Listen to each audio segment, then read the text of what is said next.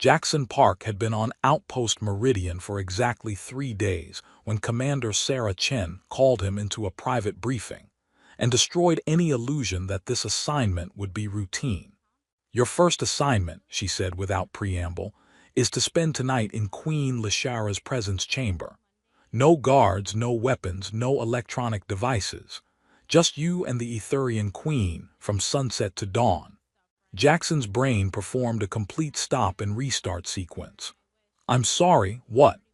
Chen pulled up data on her tablet, her expression suggesting she was as surprised by this turn of events as Jackson was about to be. "The Etherian ritual of Kelthara," she explained. "It's how their species evaluates trustworthiness for diplomatic partnerships.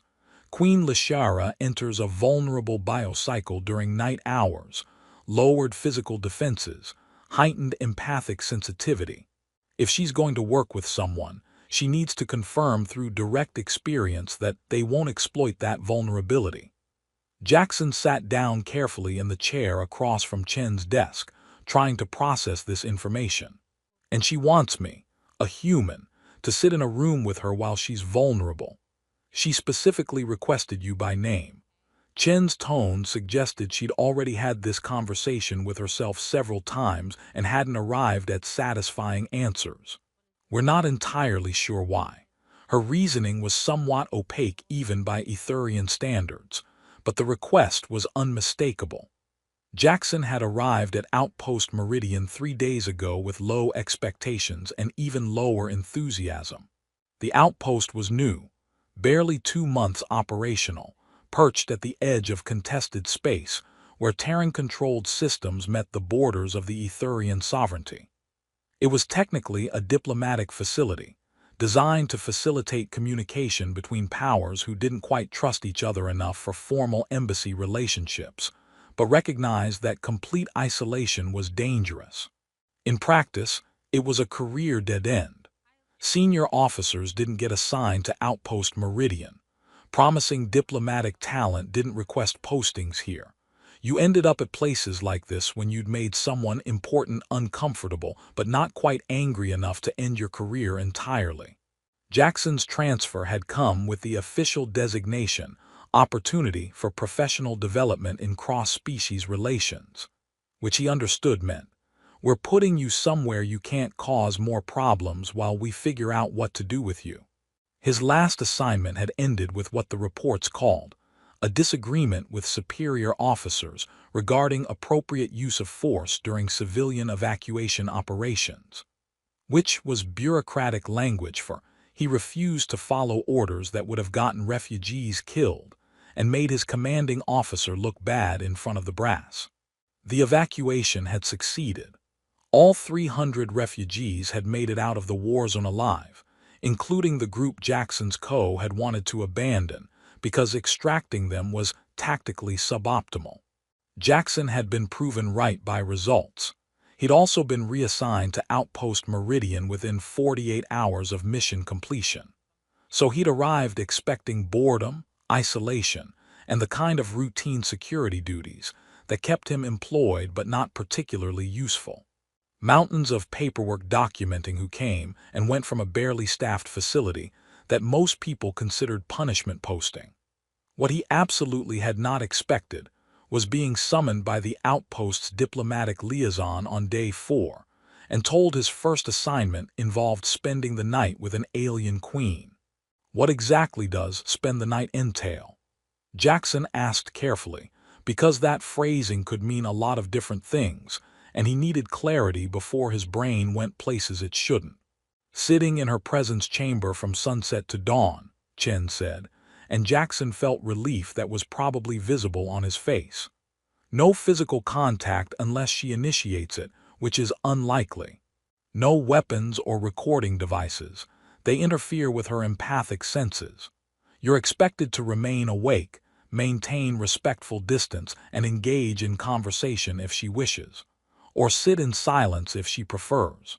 She pulled up more information, images and text that Jackson tried to focus on while his mind kept circling back to the basic absurdity of this situation. "The Etherians are bioempathic," Chen continued. "During Kelthara, Queen Lashara will sense your emotional state, your intentions, your underlying character. If you harbor hostility, deception, or exploitative intent, she'll know instantly. Most species refuse this ritual because having your inner self examined so thoroughly is profoundly uncomfortable. And if she senses something she doesn't like, the ritual ends immediately, and diplomatic relations are considered impossible. No second chances, no explanations, just permanent rejection. Jackson absorbed this. Has a human ever performed this ritual before? No. Chen's tone suggested this was significant. Humans are generally considered too emotionally volatile, too unpredictable. Our emotions shift rapidly without clear pheromonal or instinctual patterns that other species can easily read. Most Etherian advisors consider us unsuitable for Kelthara because our inner states are too chaotic for reliable evaluation. So, why is she asking for me specifically? That, Chen said, is what you'll have to ask her. If you accept the assignment, do I have a choice? Chen's expression shifted to something that might have been sympathy or might have been the kind of bureaucratic neutrality that preceded delivering bad news. Technically, yes. This isn't a military order, it's a diplomatic request. You can decline. She paused. But I should mention that refusing would likely end any possibility of meaningful Terran-Etherian relations for the foreseeable future. The Queen specifically asked for you, and rejecting that request would be interpreted as profound disrespect. Jackson stared at her. That's absolutely pressure. Yes, but I'm being honest about the stakes. Chen leaned forward.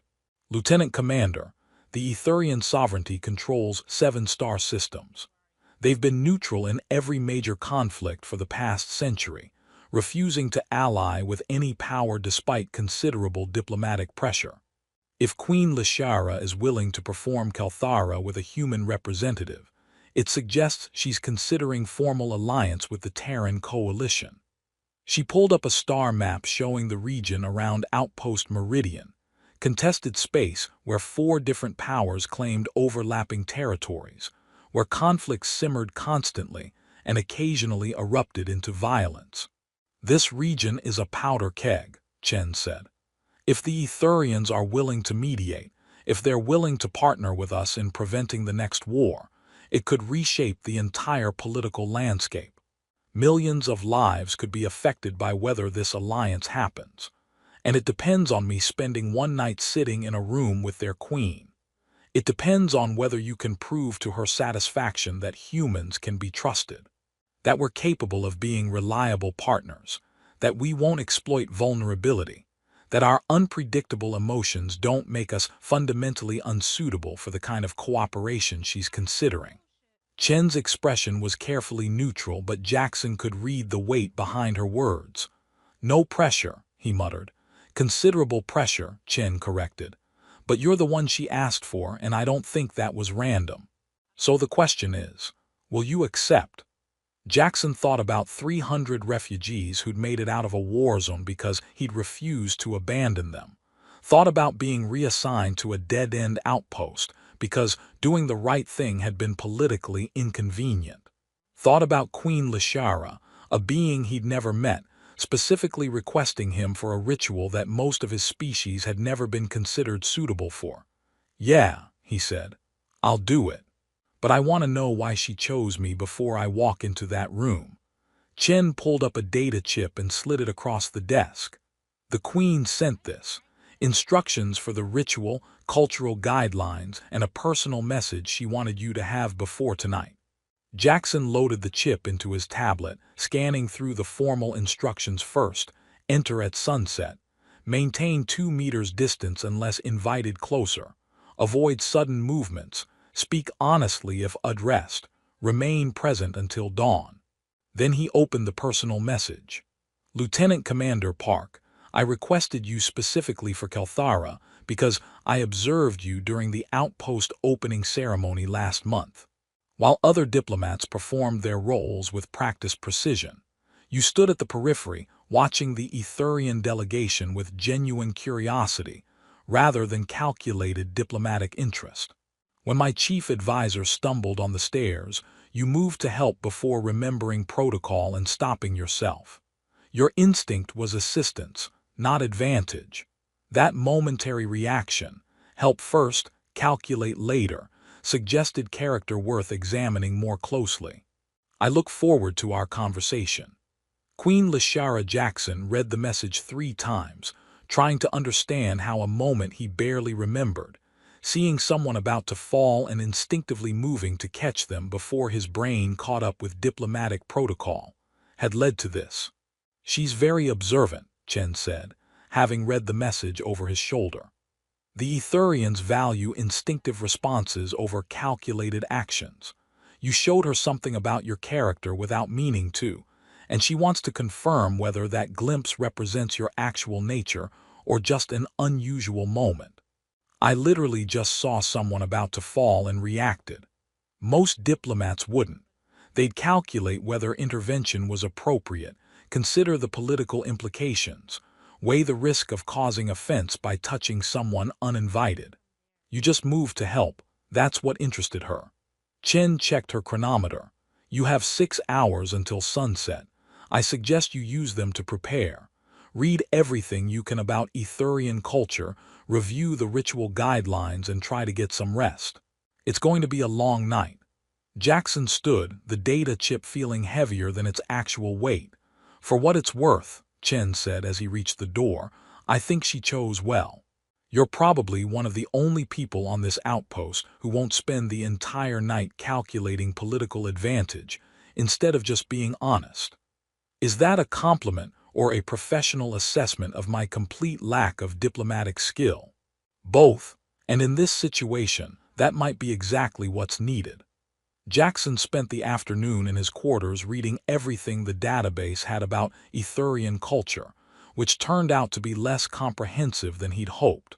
The Etherians were intensely private, a species that valued emotional authenticity above almost everything else, and considered superficial social interactions to be fundamentally dishonest.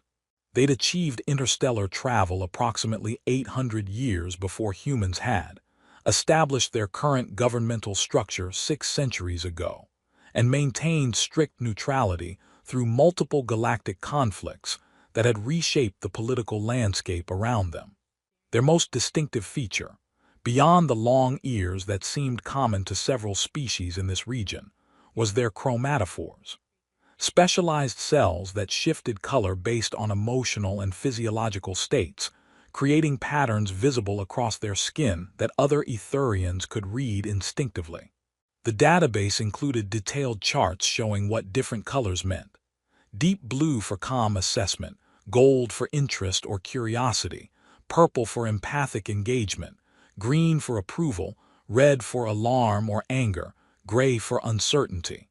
But the notes warned that individual patterns were complex and contextual, that Etherians communicated as much through chromatic shifts as through verbal language, and that most other species found reading those patterns extremely difficult without years of training. Queen Lashara herself was something of an enigma. She'd been ruling for 47 years, relatively young for Etherian leadership, which often lasted centuries given their extended lifespans. She'd ascended to power during a period of internal reform, had navigated multiple attempts by other powers to pull the Etherian sovereignty into alliances, and had maintained the rigid neutrality that was apparently core to Etherian philosophy. The database included exactly 3 images of her. One from her coronation ceremony, showing a young Etherian in elaborate robes, her chromatophores displaying patterns the database couldn't quite interpret. One from a diplomatic reception 15 years ago, where she stood among representatives from a dozen species, her expression composed and her chromatophores showing steady blue. And one recent photo from Outpost Meridian's opening ceremony last month, the event where Jackson had apparently caught her attention by almost helping her advisor. In that image, Queen Lashara appeared tall even by Etherian standards, with the kind of bearing that suggested complete self-possession. Her robes were formal but not ostentatious, deep green that complemented her natural coloring. Her chromatophores showed deep blue with hints of gold at the edges.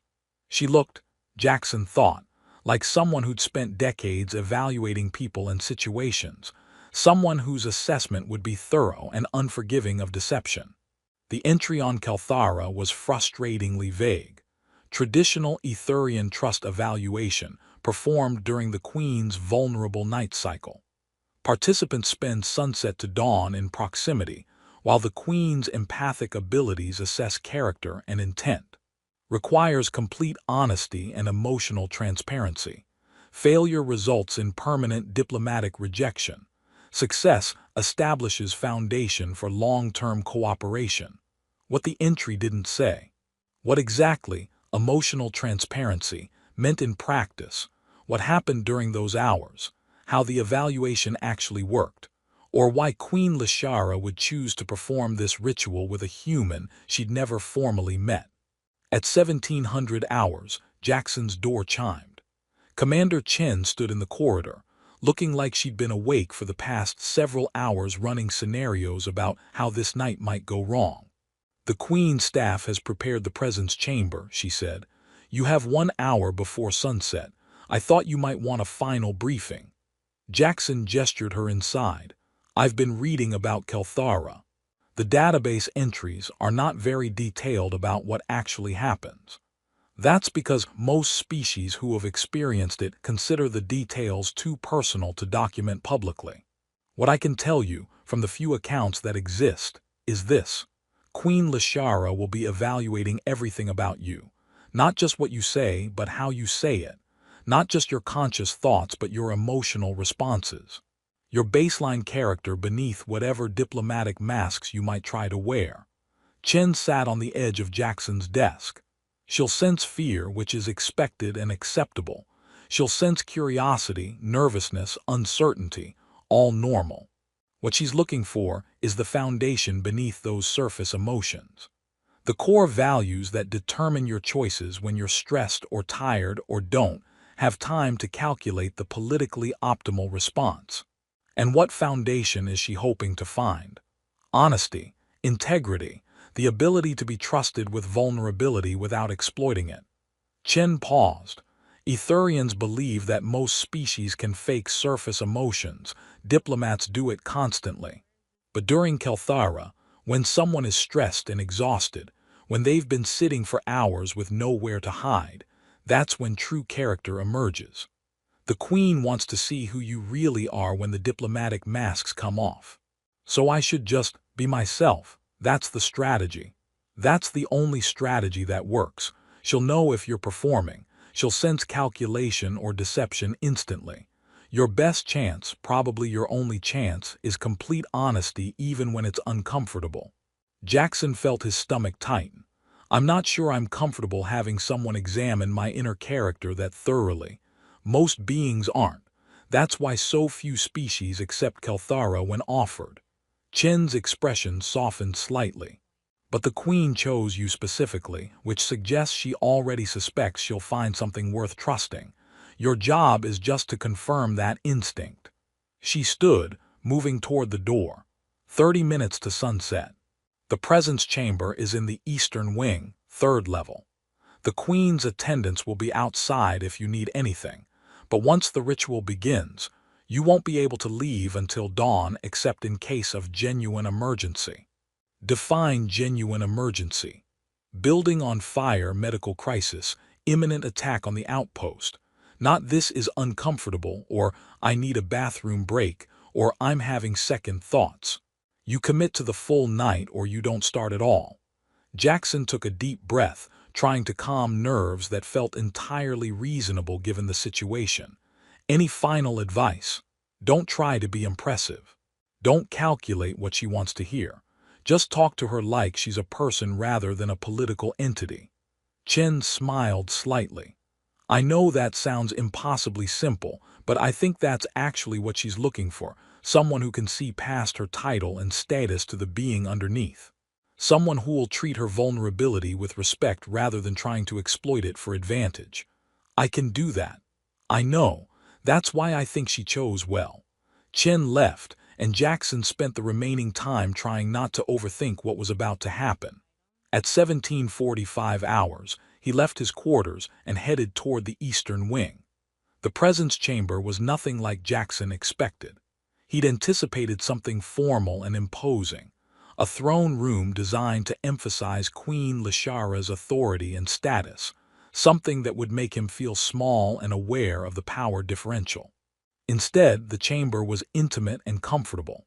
It was circular, perhaps 10 meters in diameter, with walls that appeared to be living wood shaped into elegant curves.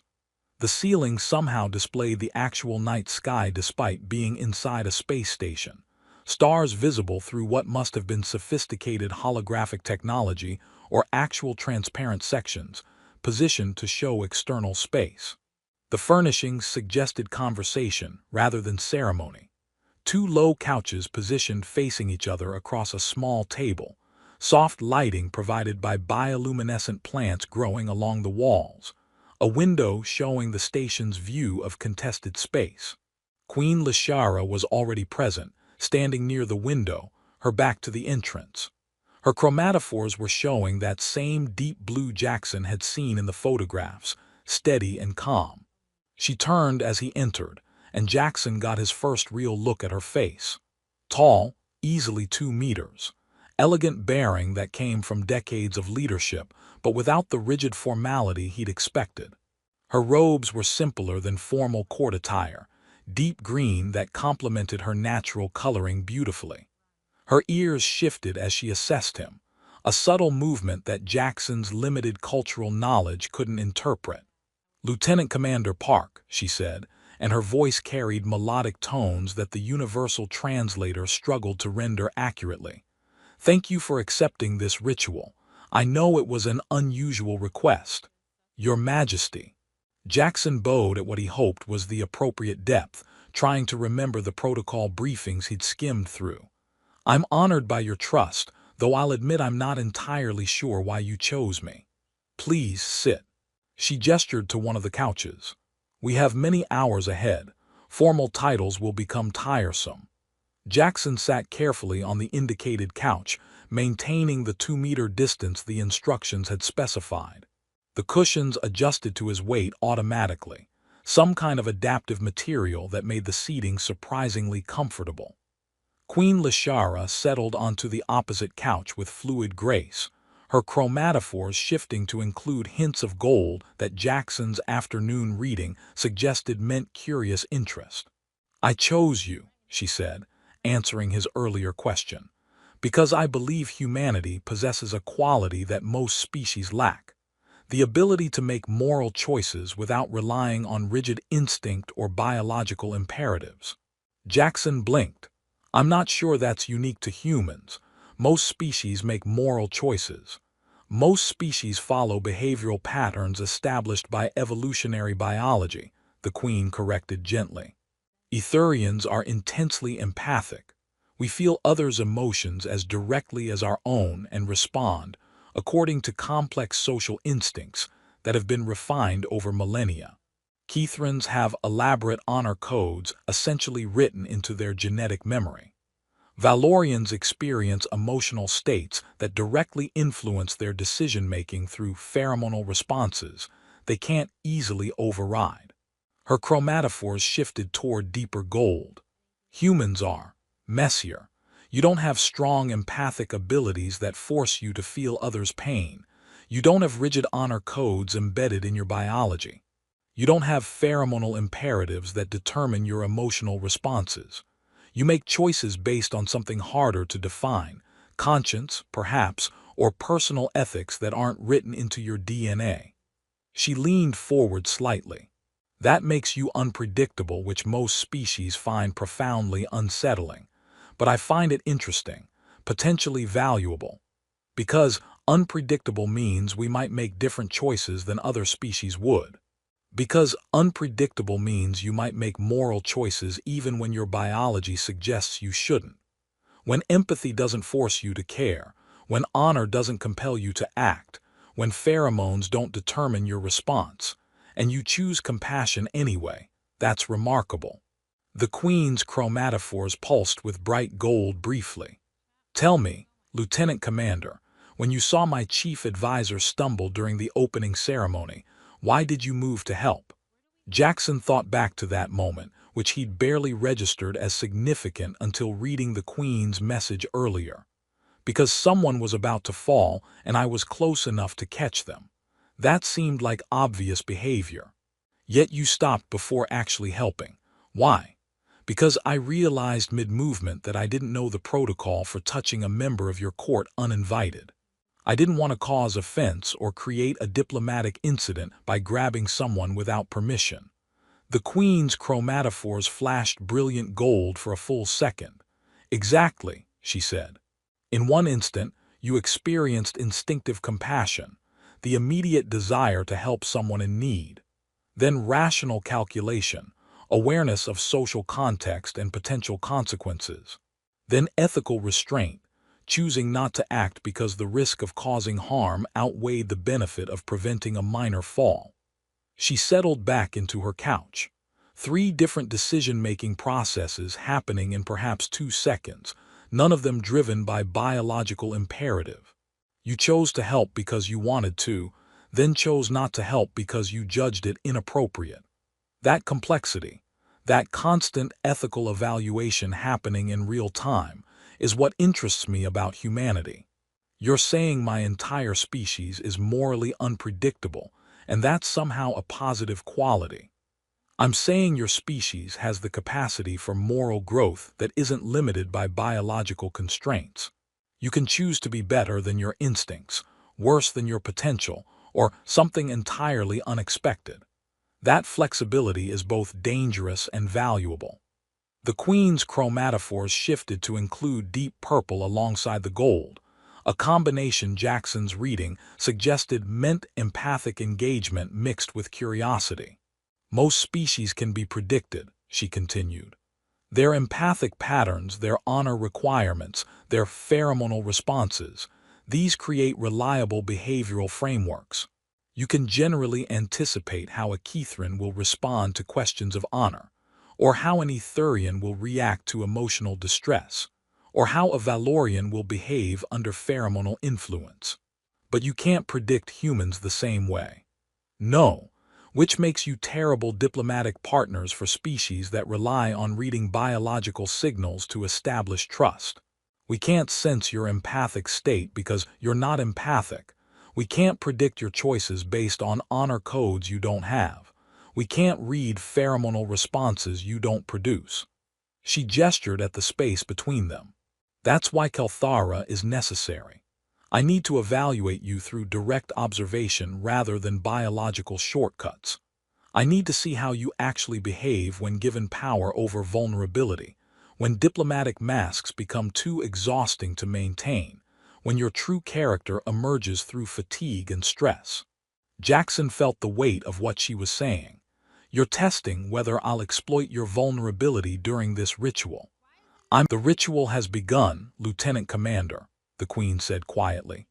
"I can feel your emotional state now, curiosity about this strange situation, nervousness about being evaluated so thoroughly, underlying determination not to fail or disappoint, all expected, all honest." She tilted her head slightly, her ears shifting into a new position. "What I'm evaluating is what emerges as the night progresses and exhaustion lowers your defenses. That's when I'll see who you truly are beneath the conscious control. That's when I'll know if humanity can be trusted." Jackson felt exposed in a way he'd never experienced before, not physically vulnerable, but emotionally visible, his inner state being read by someone whose abilities he couldn't fully understand. "What do you feel right now?" he asked because the question seemed important. "Your honesty," she said simply, "and your fear that I'll find something you don't want me to see, also honest. Both are good signs." The Queen settled more comfortably into her couch, her chromatophores showing steady purple with gold undertones. "We have until dawn, Lieutenant Commander. Let's discover what else is true." The first hour passed in conversation that started formally and gradually became more natural as Jackson's nerves settled into something approaching calm acceptance. Queen Lashara asked about his career, not the sanitized version that would go in diplomatic reports, but the actual experience of serving in the Terran military, the frustrations and satisfactions, the moments that had shaped his understanding of what service meant. Jackson found himself being more honest than he'd intended. The evacuation on Kepler-7 was supposed to be straightforward, he said, talking about the incident that had gotten him reassigned. Standard civilian extraction from a conflict zone. My commanding officer had designed a route that minimized risk to our forces. We'd extract the refugees who were already gathered at the primary rally point, leave within our safe operational window, maintain our security margins. But, the Queen prompted, her chromatophores showing steady purple that suggested she was fully engaged in listening. But there were 300 people at a secondary location. Families who'd been delayed by injuries or who couldn't move fast enough to reach the primary rally point. My co's plan categorized them as acceptable losses. We couldn't extract them within the safe window, so we'd leave them behind. Jackson's hands tightened slightly on his knees. He had strategic justifications, valid ones. Staying longer increased risk to everyone. The longer we remained planetside, the higher the chance of hostile engagement that could have gotten the entire evacuation force killed. But you refused to follow the plan. I argued for a modified approach. Riskier, definitely. We'd have to extend our operational window, expose our forces to potential attack, operate outside optimal safety parameters. But it meant everyone got out. And your commanding officer. He ordered me to implement his plan. I refused, told him I'd take full responsibility for the decision, but that I wasn't leaving 300 civilians to die when we had the capacity to save them. Jackson met the Queen's gaze directly. We extracted everyone. All 300 from the secondary location made it onto the evacuation ships. We took fire during the final extraction, came close to taking casualties, but everyone survived. Yet you were punished. I was reassigned to Outpost Meridian for insubordination and refusing lawful orders. Technically, my co was correct. I did violate the chain of command. His plan would have been safer for our forces. I gambled with people's lives by extending the operation beyond safe parameters. The Queen's chromatophores shifted to include soft green alongside the purple, but you'd make the same choice again. Yes, Jackson didn't hesitate. I'd rather be reassigned to a dozen dead-end outposts than live with knowing I abandoned people I could have saved. That certainty, that willingness to accept consequences for moral choices, is what I needed to confirm. Queen Lashara's chromatophores pulsed bright gold briefly. Most beings calculate whether their principles are worth the personal cost. You seem to consider the calculation itself to be beside the point. The 300 people at that secondary location didn't care about my career prospects or my co's strategic concerns. They cared about not being left behind to die. That seemed more important than anything else. And if your modified plan had failed, if people had died because you extended the operation beyond safe limits. Jackson had thought about this question many times during sleepless nights after the evacuation. Then I would have been responsible for those deaths. I would have had to live with knowing my judgment was wrong. But at least I would have tried. I would have used whatever power I had to help rather than accepting that some people were expendable for strategic convenience. The Queen leaned forward, her chromatophores showing complex patterns now, purple and gold and green all swirling together. You understand that most species wouldn't make that choice. That accepting risk to save strangers who have no claim on your loyalty contradicts most evolutionary imperatives. Maybe, but evolution also gave humans the capacity to care about people we've never met, to feel responsible for suffering we didn't cause but have power to prevent. That seems like something worth acting on, even when it costs you, especially when it costs me. If I'm not willing to sacrifice my career for my principles, then they're not really principles. They're just convenient positions I hold when there's no personal price." The Queen's chromatophores flashed brilliant gold, and she made a sound that the translator rendered as satisfied approval. "That," she said, "is exactly the kind of moral clarity I was hoping to find. Not that you made the right choice. Reasonable beings can disagree about whether your risk assessment was sound. But that you made a genuine ethical decision and accepted the consequences without trying to avoid responsibility." She stood and moved to the window, looking out at the contested space visible beyond the station. "Most leaders I've dealt with make decisions based on political calculation. What choice will minimize backlash, maximize support, protect their position? They frame those calculations as strategic necessity and convince themselves they're being wise rather than self-serving." Her tone carried weight that suggested personal experience. "You made a choice that damaged your career and did it anyway because civilians mattered more than your advancement. That's not strategic wisdom. That's character." Jackson thought about how to respond and settled on honesty. "It's also possibly stupidity. My co might have been right that I endangered the entire operation through stubbornness. I might have been lucky that it worked out rather than skillful in my judgment. Perhaps, but you acted according to your values rather than your interests. In my experience, that's rarer than luck or skill."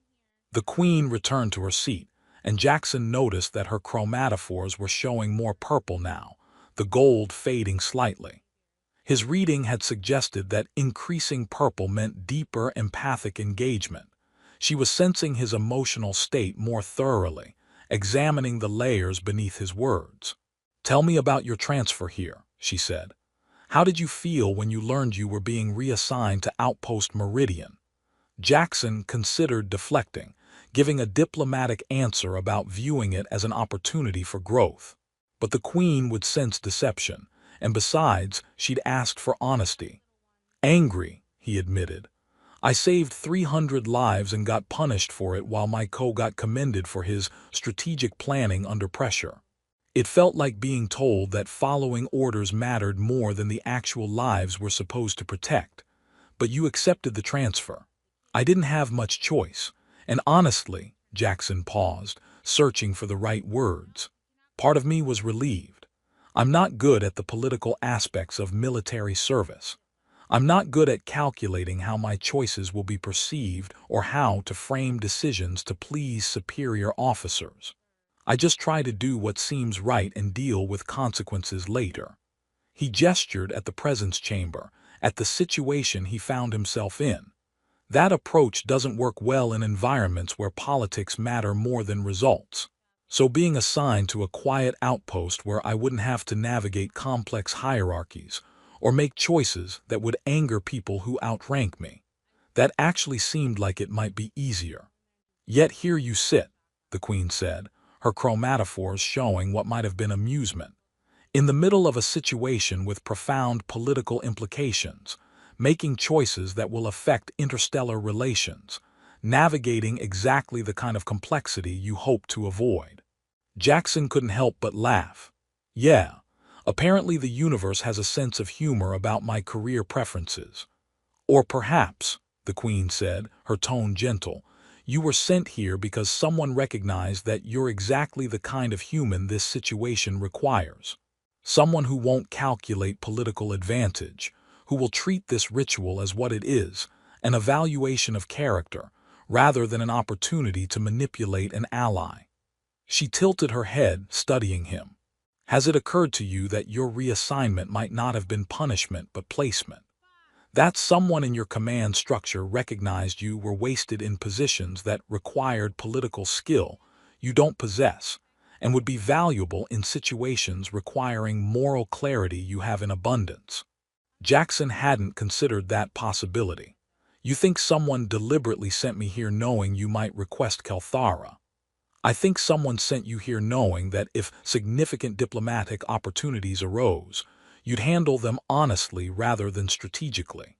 And given that the Etherian sovereignty values honesty above strategy, you might be the best possible human for this posting."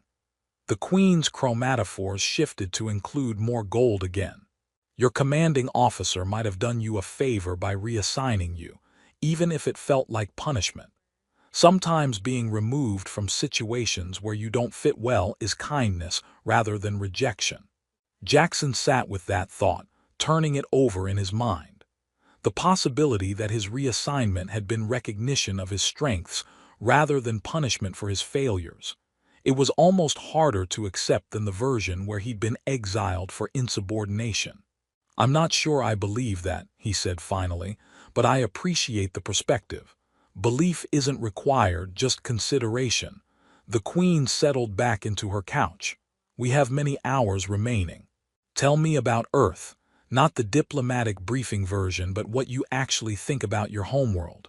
What you value about human culture, what frustrates you, what gives you hope." And Jackson found himself talking, really talking, not performing or calculating, but just sharing his actual thoughts about humanity, about Earth, about the constant tension between what humans aspired to be and what they actually were. He talked about human history, the cycles of violence and progress, the way every generation seemed to repeat the mistakes of previous ones, while somehow also building something slightly better. About art and music that tried to capture meaning in a universe that didn't come with inherent purpose.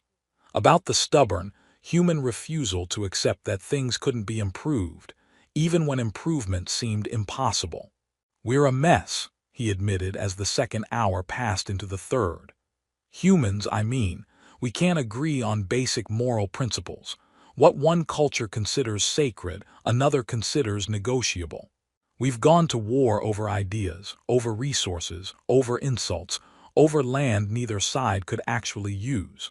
We're violent and inconsistent, and we keep making the same mistakes across centuries." "And yet," the Queen prompted, because her tone suggested she heard the unspoken qualification. "And yet we keep trying.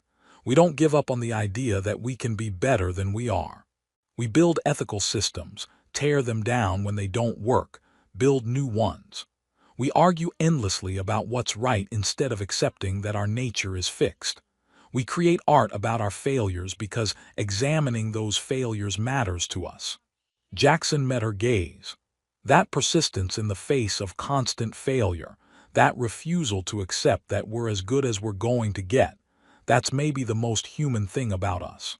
We're terrible at actually being good, but we're excellent at refusing to give up on the attempt. The Queen's chromatophores had shifted to show pure gold now, bright and sustained. That quality, that refusal to accept moral stagnation, is exactly what makes humanity interesting to me. Most species reach equilibrium. They find behavioral patterns that work and maintain them across millennia. She gestured at herself. Etherians have been essentially unchanged for thousands of years. Our empathic abilities created stable social structures that we've never had reason to alter significantly. Our values are ancient because they work, and working systems are maintained rather than questioned. But humans never reach that equilibrium. No, you keep changing, keep questioning, keep trying to be better than you were. Sometimes you succeed, sometimes you fail catastrophically, but you never settle for good enough. That's exhausting and chaotic and beautiful. The Queen's tone softened. "I can feel your exhaustion now, Lieutenant Commander. We're passing into the deeper hours of night. Your defenses are lowering, the diplomatic mask is slipping away. You're too tired to calculate optimal responses." "Is that bad?" "No, that's when I see truth. That's when character emerges without conscious control." She leaned forward slightly. "And what I'm sensing beneath your exhaustion is contentment. You're uncomfortable with this ritual, uncertain about where tonight leads, worried about failing. But underneath all of that, you're content to be here. You find this conversation meaningful in a way that most of your work isn't. You value genuine connection over political positioning." Her chromatophores pulsed gold. "I've performed Kelthara 17 times with representatives from different species. Most spend the entire night calculating how to present themselves favorably, how to hide their true nature, how to use this ritual for advantage. You're just talking, being honest, not trying to win anything. Should I be trying to win something? No, the Queen's smile was warm. That's exactly why this is working. The fourth hour brought a shift in the conversation that Jackson didn't expect.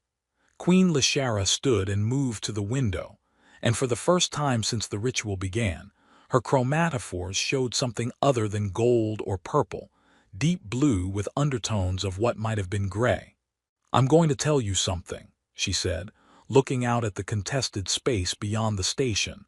"That will make sense of why I requested Kelthara with you. Why I'm evaluating whether humanity can be trusted with significant partnership." She turned to face him, and her expression was more serious than it had been all night. "This region, the contested zone we're positioned in, is about to become a flashpoint. Within 6 months, possibly sooner, multiple powers will converge here with competing territorial claims and strategic interests. Without a neutral mediating force, war is almost inevitable." Jackson felt his exhaustion recede slightly as his mind engaged with what she was saying, and the Etherian sovereignty could serve that mediating role. "We're trusted as neutral. We have no territorial ambitions in this region. Our empathic abilities make us effective at understanding different perspectives and finding compromise." The Queen's chromatophores shifted darker, "But we can't do it alone. We need a partner species, someone who can provide what Etherians lack: military force, moral flexibility." The Queen's tone was frank. "Etherians struggle with moral ambiguity. Our empathic nature means we feel others' pain directly, which makes us excellent at understanding perspectives, but terrible at making hard choices that harm anyone. We become paralyzed trying to find solutions that satisfy everyone's emotional needs." She moved back toward her couch, her chromatophores showing complex patterns of blue and purple and hints of gold. "In mediation, sometimes you must make decisions that hurt some parties to benefit others. Sometimes you must impose solutions that no one wants because the alternative is worse. Sometimes you must choose the lesser harm when no good options exist. And Etherians can't do that because you feel the harm too directly. Yes, when I impose a decision that causes suffering, I feel that suffering as directly as my own pain. It makes ruthless pragmatism nearly impossible. I'm biologically inclined toward solutions that minimize everyone's distress, rather than solutions that might cause short-term harm for long-term stability." The Queen sat down, and her chromatophores settled into steady purple. "Humans don't have that limitation. You can feel empathy without being overwhelmed by it. You can make difficult choices that harm some to help others without losing your ethical center. You can be ruthless when necessary and compassionate when possible, and you maintain moral clarity through that contradiction." Jackson processed this. "You want humanity to partner with the Etherian sovereignty in mediating this region. Etherians provide empathic understanding and neutral positioning. Humans provide the willingness to make hard choices. More than that, I'm considering recommending formal alliance to my council, the first formal alliance the Etherian sovereignty has entered in more than a century. That's enormous. That's betting my people's future on humanity's capacity for moral restraint despite having power we don't possess." She looked at him directly. "So I'm evaluating you, Lieutenant Commander. Not as a diplomat or a military officer, but as an example of whether humans can be trusted with the kind of power that partnership would grant. If you can sit through this night with me, knowing I'm vulnerable, that you could exploit this situation, that I'm offering significant power through alliance, and choose to simply be trustworthy, then perhaps your species deserves the trust I'm considering giving." The weight of what she was saying settled heavily on Jackson's already tired shoulders. That's a lot to extrapolate from one person's behavior during one ritual. "It is," the Queen acknowledged, "but Kelthara has never failed me. When defenses are down, when exhaustion removes the ability to maintain facades, true character emerges. I'm seeing yours now. Honest, principled, uncomfortable with power but willing to accept responsibility when necessary. Flawed and aware of those flaws, determined to be better than expedience would require. Her chromatophores pulsed brilliant gold. You're proving exactly what I hoped to find. Not perfection. I don't trust perfection because it's always performance, but genuine integrity. The kind of character that makes hard choices and accepts consequences without trying to justify or evade them. Jackson didn't know what to say to that, so he said nothing for a moment, just sat with the magnitude of what she was proposing. "If you recommend alliance," he said finally, "if your council accepts and the Terran coalition agrees, I'm assuming this means I'm not going back to quiet routine security duties. You'll be primary liaison if alliance proceeds. Not because you're the most experienced diplomat, you're clearly not, but because you've demonstrated the character necessary for the role. Someone who won't exploit our vulnerabilities, who will make ethical choices even when difficult, who values genuine cooperation over political advantage. I'm not qualified for that level of responsibility. You're qualified because you don't want the power but will use it responsibly anyway. That's exactly the kind of human I need representing your species in this partnership." The Queen's chromatophores shifted to show more blue alongside the purple and gold. "And because you understand something that many diplomats don't, that trust is built through honesty rather than manipulation. That the foundation of cooperation is mutual respect rather than calculated advantage. That sometimes the most powerful thing you can do is choose not to use the power you have." She gestured at the space between them. "You've been sitting here for hours knowing that I'm vulnerable during Kelthara, that my defenses are lowered, my empathic senses heightened, my position inherently exposed. You have power in this situation, power to betray my trust, to gather information you could use against me, to exploit my openness for advantage. I would never. I know, that's what I'm confirming." The Queen's tone was gentle. "You don't even see the power you have because you're not looking for ways to exploit vulnerability. You're just having a conversation, treating me as a person rather than a political opportunity. That restraint, that fundamental decency, is what makes you trustworthy." Jackson felt the truth of what she was saying settle into his exhausted mind. He hadn't been calculating during this conversation, hadn't been looking for advantages or trying to gather intelligence or positioning himself for political benefit. He'd just been talking to Queen Lashara as if she was someone interesting rather than someone important. "Is that really so unusual?" he asked. "Just treating someone like a person? In these contexts, yes, extremely unusual." The Queen's chromatophores showed patterns that might have been sadness. Most beings who achieve positions of power stop seeing others as people and start seeing them as pieces in political games. Allies or threats, assets or obstacles, means to ends rather than ends in themselves. She stood and moved to the window again, and Jackson noticed for the first time that the sky visible through the ceiling was beginning to show hints of pre-dawn light, still dark, but no longer the deep black of full night. "I'm isolated," the Queen said quietly. "Not physically. I have advisors, staff, people who attend to my needs, but genuinely isolated. When you're an empathic being who constantly feels others' emotions, you become very aware of when people are performing rather than being authentic. Most interactions I have are performances, diplomatic courtesies, political maneuvering, strategic conversations where everyone is calculating advantages." Her chromatophores shifted to show more blue than gold now. "This night, this conversation, has been the first genuine interaction I've had in longer than I care to admit. You're not performing for me, not trying to impress me or manipulate me or gather intelligence. You're just being honest because that's apparently how you approach everything." She turned to face him. "That honesty is valuable beyond any political advantage.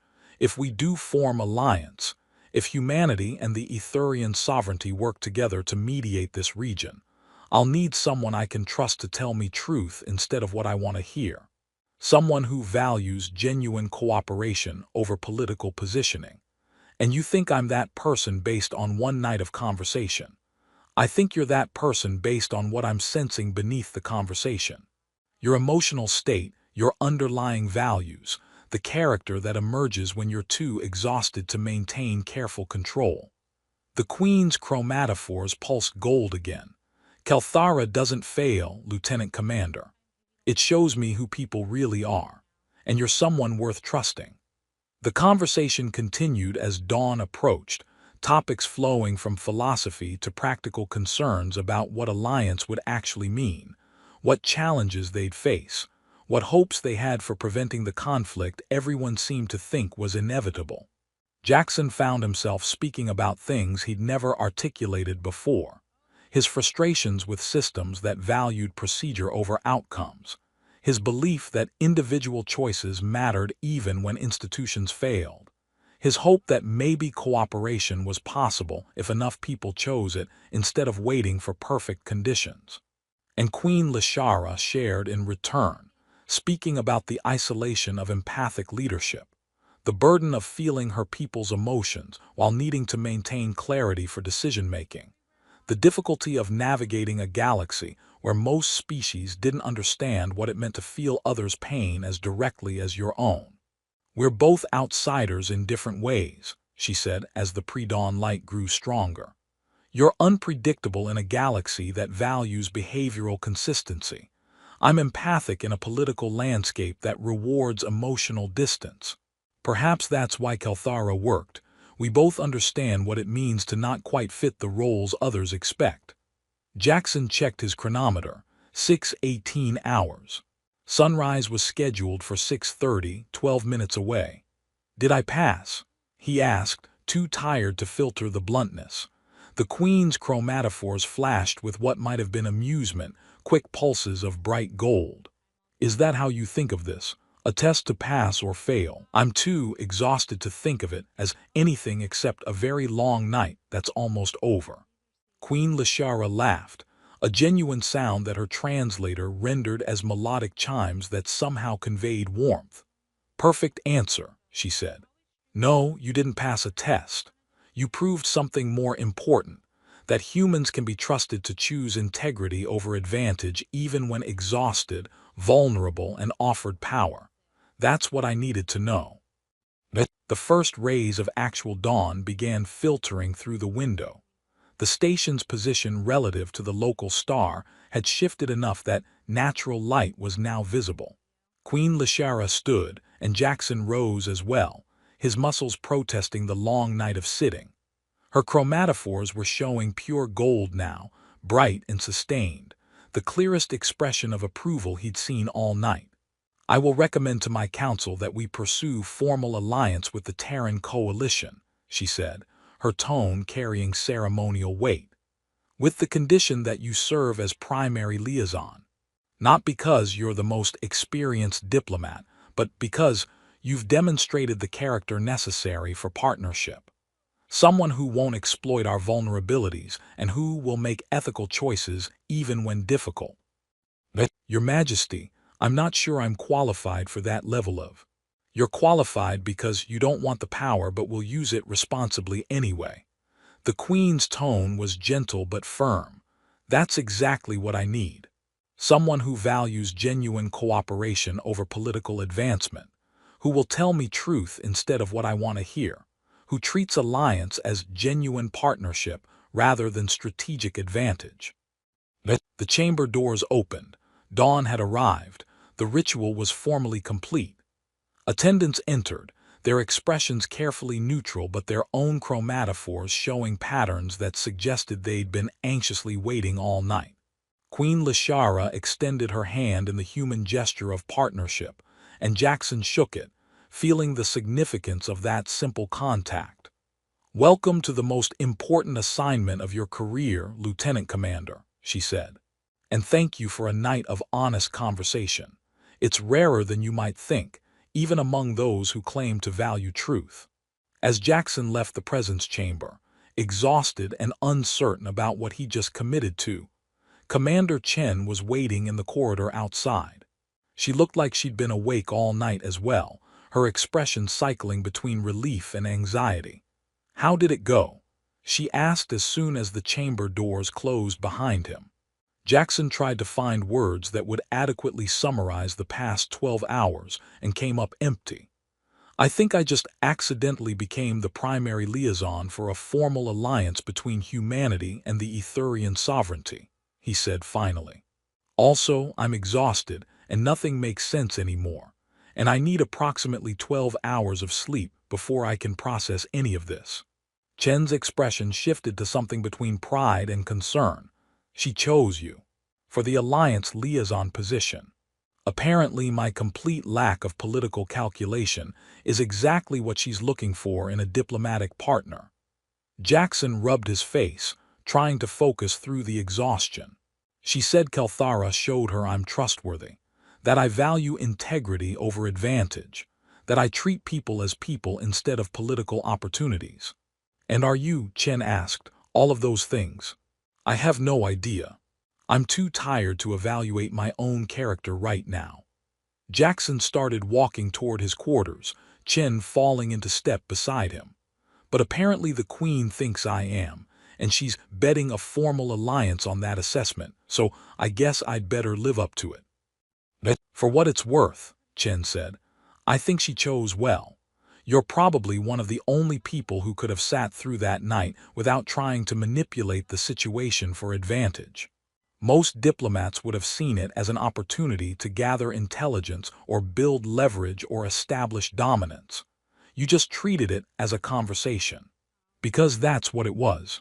A conversation with someone interesting who happened to be evaluating my character through empathic abilities I don't fully understand. They reached Jackson's quarters and he palmed the door open, desperate for sleep. Get some rest, Chen said. We'll debrief fully once you've recovered. But Jackson, she paused, this is huge. If the Etherian sovereignty formally allies with us, if we can mediate this region together, we might actually prevent the next war. Millions of lives could be affected by what happened in that chamber tonight. No pressure, Jackson muttered. Enormous pressure, Chen corrected with a slight smile. But you apparently handle pressure well when you're too tired to calculate optimal responses. So maybe exhaustion is your secret weapon. She left, and Jackson collapsed onto his bed without bothering to remove his uniform. His last thought before sleep took him was that he'd come to Outpost Meridian expecting quiet routine and career stagnation. Instead, he'd spent the night being evaluated by an alien queen who decided to trust humanity based on his inability to be politically calculating. He'd been chosen not despite his flaws but because of them, because his complete lack of diplomatic skill meant he treated people honestly instead of strategically. And now, he was apparently going to represent his entire species in a formal alliance that might determine whether millions of people lived in peace or died in the next war. The universe, Jackson thought as consciousness faded, had a really strange sense of humor about his career trajectory. But Queen Lashara had been right about one thing. The night of conversation had been meaningful in a way that most of his work never was. He'd been seen, really seen. His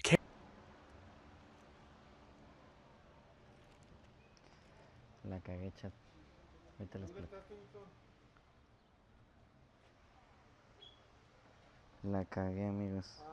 Ahorita les platico por qué. ¿Pero vienen caminando?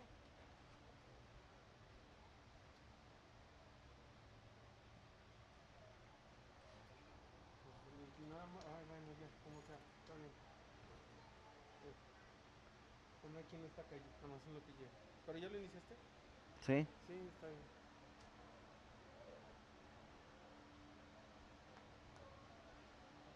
Está bonita esa moto. Gracias, gracias. Pero no parece moto Uber. ¿Mande? No sé, de Uber siempre tienen puras motillas, ¿no? Sencillas, cargos o itálicas. Pues